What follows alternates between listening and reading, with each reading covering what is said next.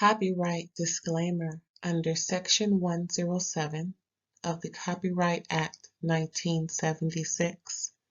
Allowance is made for fair use for purposes such as criticism, comment, news reporting, scholarship, and research. Fair use is a use permitted by copyright statute that might otherwise be infringing. Nonprofit, educational, or personal use tips the balance in favor of fair use. Thank you. Now enjoy the show.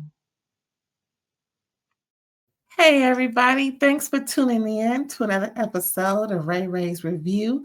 We are catching up, y'all. Remember last weekend I was out and about being good and grown and good out there in H-Town hanging out, and I had a ball. I had so much fun. Yes, I can't wait to go back.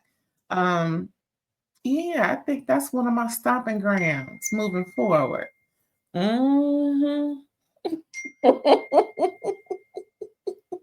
Look, phone going off now, child. Anywho, let me get on back to this review. Please like, comment, subscribe if you haven't already, and share. We're on our way to 1,000 subscribers.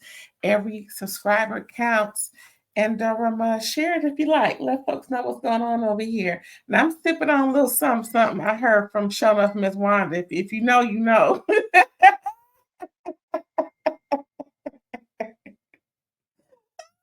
Shoot. Oh, that woman is hilarious. Now this NYC is the exact opposite of Show Enough Miss Wanda. It's a little boring, y'all. I don't know. I don't know. I mean, I don't know. Scratching my head. I don't know. I mean, you know, and it's not like I'm comparing it to the older ladies of the previous, you know, before the reboot. It's just these ladies seem like first they gotta, you know, first I thought they were trying too hard.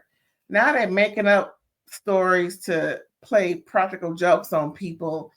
And I'm like, okay, you know, it wasn't no big deal for me.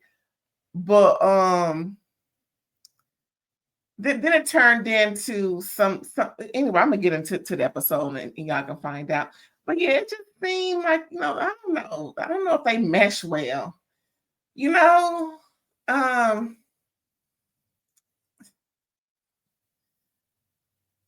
okay, we 2 seasons in. I just don't think they mesh well. I mean, it's always exciting to see how the housewives break the monotony of the norm when they bring in, you know, letter folk. They got Raquel and her fiance Mel. You know, we had it on Real Housewives of Miami with what's her name, and Martina, I forgot how to say her name. What's her name? Julia and Martina. And then, you know, you got the fake lesbians on on Housewives of Atlanta, you know, just playing around. You know what I'm saying? Well, actually, shoot. Now this season, last season too, Kyle playing around, but she says she not on the Real Housewives of Beverly Hills. Child, please. Who else? That's pretty much it. Nothing going on in Jersey. They real staunch over there. Orange County, they real staunch on Orange County. Child. I'm gonna bring y'all the season 18 finale of their reunion after this. But yeah, child, wait a minute. I mean, bring some different folks in there, because to be honest, I don't like Erin. I'm sorry, Erin, if you listening, watching, listening. I'm not too fond of you. I like Ubah's spunk. I like how she, you know, likes to get the girls in order when they out of order. I like Jenna. She's, you know, shy, don't really want to, you know, she's not the outspoken type. She did kind of come alive this episode, actually. I mean, all last season, you had to nudge her to wake her up and speak. And we're on episode 8, and she just now getting, fired up. So, Sai, she a firecracker. I say keep her. Brynn, get rid of her because I don't like her fakeness. She always trying to say. I think it's her marketing background, because with marketing you want to say anything and everything to get some views and get some people to buy your ish. So that's pretty much what she's bringing to this show, and I don't like it, especially how she was making fun of Ubah, and I didn't want to go there about race and ethnicity, but it's just a fact that Brynn has not. It's I don't appreciate it, because it's borderline racist, considering that she has who I'm just gonna say it. I don't believe that she has lived her life as a Black African American woman. I believe she has been passing. I believe that she has purposefully made sure that her hair was straight, and she has not been in the sun, and she is as pale can be on purpose, so that she can live her life better than what she perceives it would be had she let her hair get a little a little bouffant. That's how I feel. I could be wrong. I don't think I am, but I just don't appreciate how she imitated Ubah, and how Ubah talks. And honestly, that's not that I don't see any Black African American women doing that on any other shows anyway. And when people make fun of other people's dialect or language or how they speak, it's usually from a different ethnicity doing it. So that's why I said what I said. What's the other girl? Jesel. I think she tries too hard. Her and Erin can go. Who else is on there? That's pretty much it. Again, it's my opinion, my take, how I think about things and how I believe and how I feel. So I could be wrong. We all have our differences, but leave me a comment. Let me know what you think about what I said. All right, now I'm gonna get into this review. So let's leave off where Rebecca and Erin was pulling their legs about how Rebecca's pregnant and her husband is what you call it, swinging through New York City, and woo child. And then so they find it's a prank, and some people are a little like, oh, for real. Some people actually knew. Some people were a little, perturbed about it, mainly Sai. Like, girl, it ain't that deep, child. I mean, doggone, it's a doggone prank. I mean, stop being so doggone uptight about it. I mean, people just take the worst of something and just make it a molehill. Make it a mountain from the molehill. So pretty much, Brynn was. So again, Brynn was lying about how Rebecca and her husband swinging, but that's because Brynn knew. Brynn knew about the joke, and Raquel knew about it being a joke. So that's why Brynn was adding sauce on it. So that was pretty much where they were with it. Jesel and Brynn have lunch, and Brynn regrets taking what I write? Ooh, my notes, child. What I write in my notes? Brynn regrets taking. Oh, girl, I can't believe this. So pretty much, Brynn is thinking about all of her past people that she didn't, had intercourse with, from all these prominent people with money, and billionaires, millionaires, trillionaires, all gazillionaires, and regrets taking Plan Bs with those potential partners, thinking about Jesel and her fertility issues and wanting a little girl, and Poppy's like, I don't think so. Brynn is just, talking with Jesel about it, and talking about, she regrets taking all these Plan Bs. I'm like, girl, why? See, Plan Bs aren't supposed to be taken like candy. Child, okay. I really don't want to be judgmental or anything, but it is what it is. And she put it out there. We really have to be careful. We as women have to be careful about what we put in our bodies. Just saying. So yeah, she regrets taking all these Plan Bs like Skittles, with all these potential. And how about a condom, child? I mean, I hope that wasn't the only form of so-called birth control she was on, because we still got AIDS and herpes and syphilis and all kind of stuff out there that can't go away, child. I mean, doggone. Anywho, she regrets it, and she says all these potential partners and carrying on, and she's just like, man, coulda, woulda, shoulda.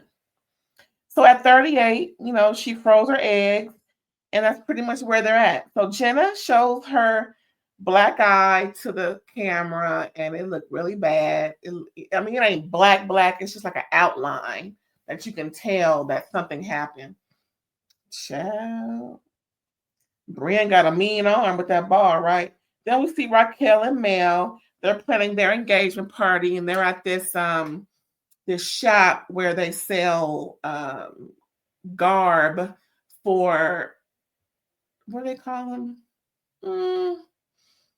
I don't know, costumes maybe, but anyway, maybe costumes for the ballroom theme. They're gonna have a ballroom event, ballroom.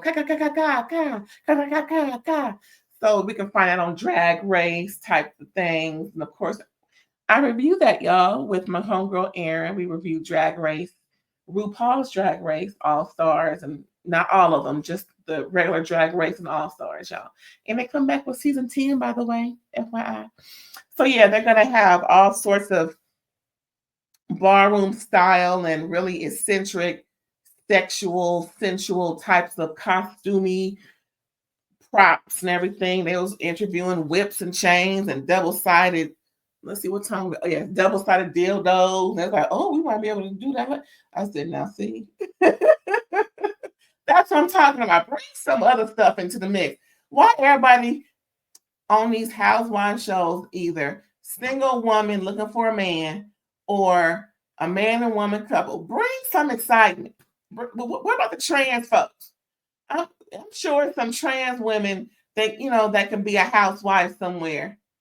They ain't got none nowhere. You mean none?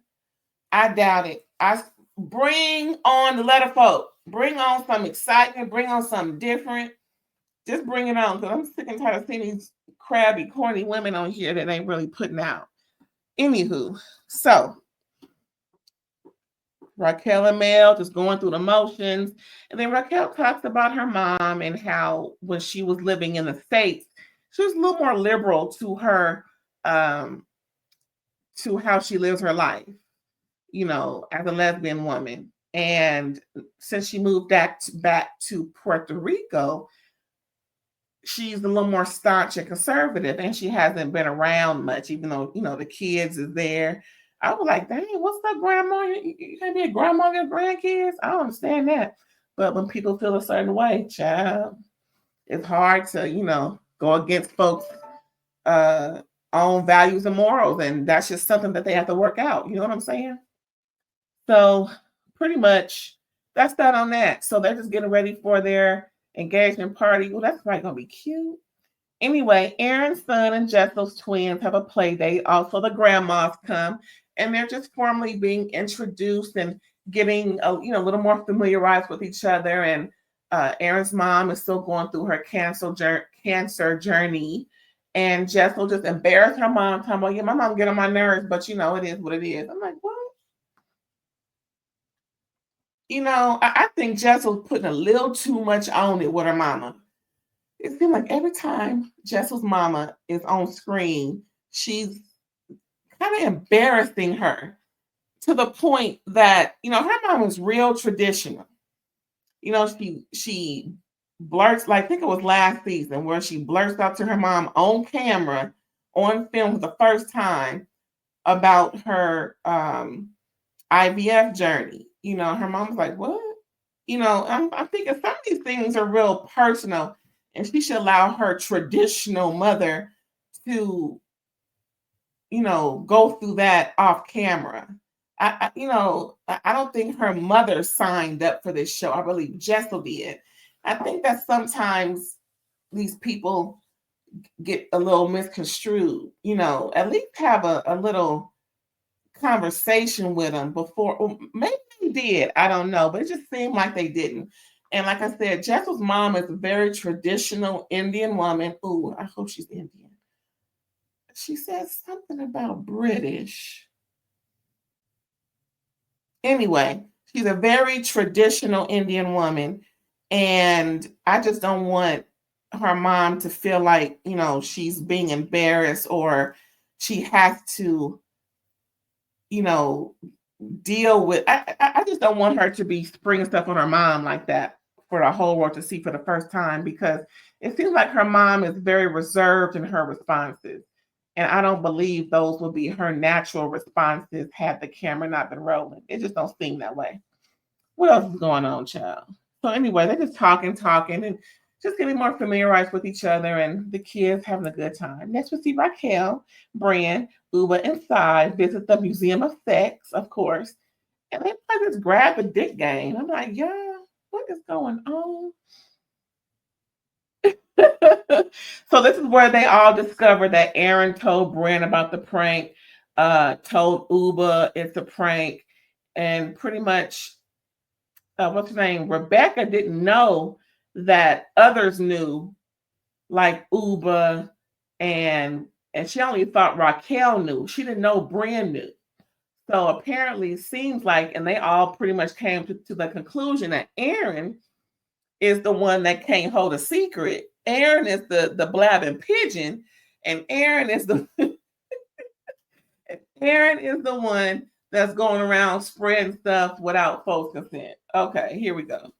This is going to be interesting, and I'm pretty sure it's going to be something, because now Raquel first was questioning Brynn's character. Remember that last episode? She's like, I don't know if we can trust Brynn. But now that Brynn knew, Raquel's like, well, I don't know if I can trust Erin. Child, see how they do when you be lying about stuff? It come back to you. Next, we got Jesel and Pavit doing therapy. Apparently, they had their individual therapy with this therapist from Mexico City who doesn't have the corrupted mind of an American therapist. That's what Jesel said. No, hey, that's what Jesel said. Talk to her, y'all. That's what she said. And so they having their couples therapy, and Pavit is eating salsa and chips in honor of the therapist, like he never seen a man before. That's why I'm like, why is he saying in honor of the therapist? I know he's kidding, but how about you wait to eat? It's only an hour. That's how long therapy is, child. Therapy ain't for hours and hours and hours, child.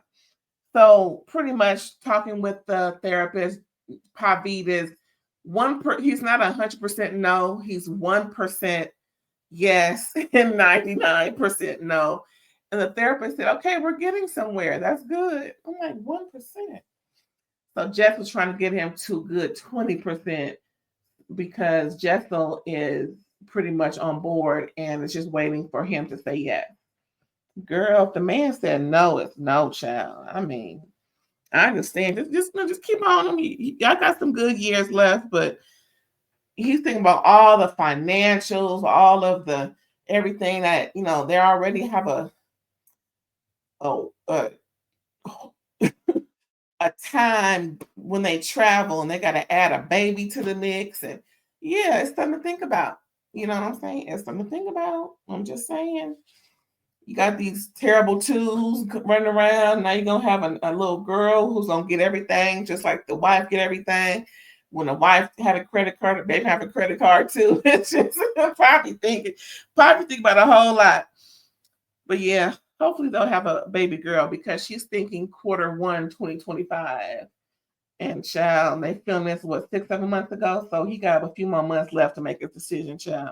Next, we got Brynn babysitting. They didn't say who baby that was. If y'all go watch the show, let me know, because I didn't see who baby Brynn was babysitting. So pretty much her old boo Gideon was coming over. He thought they were going to be doing some wine tasting and possibly getting it in. Anybody coming over for just wine and nothing. And so she pretty much lied to him just to get him over there under false pretense. He's like, so we're going to be babies? And she's like, no, we're just going to be talking. So she springs on him the fact that she wants his sperm and she has eggs in the bank, and can he be her baby daddy? And he was like, he paused, like, are you serious? He's like, okay. What? I mean, I don't know how long that pause and before he heard the question when he said okay, because they be copying and pasting, but it seemed real quick.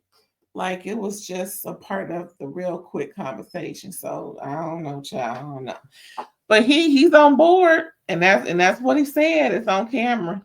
Next, we got Ubah's picnic. She was getting a professional picnic planner to get it done, and they were all outside. Sai and Brynn made up before the picnic that the other day, so everything good with them. And then pretty much Erin says too much. Sai said Rebecca didn't tell anyone but Raquel, and it's just they pretty much ended as Erin was walking up. So we're gonna find out the rest of this picnic carrying on next week. And thanks for tuning in, y'all. I hope you enjoyed it. And please, please like, comment, subscribe, and share. And I'll catch you next time. Bye.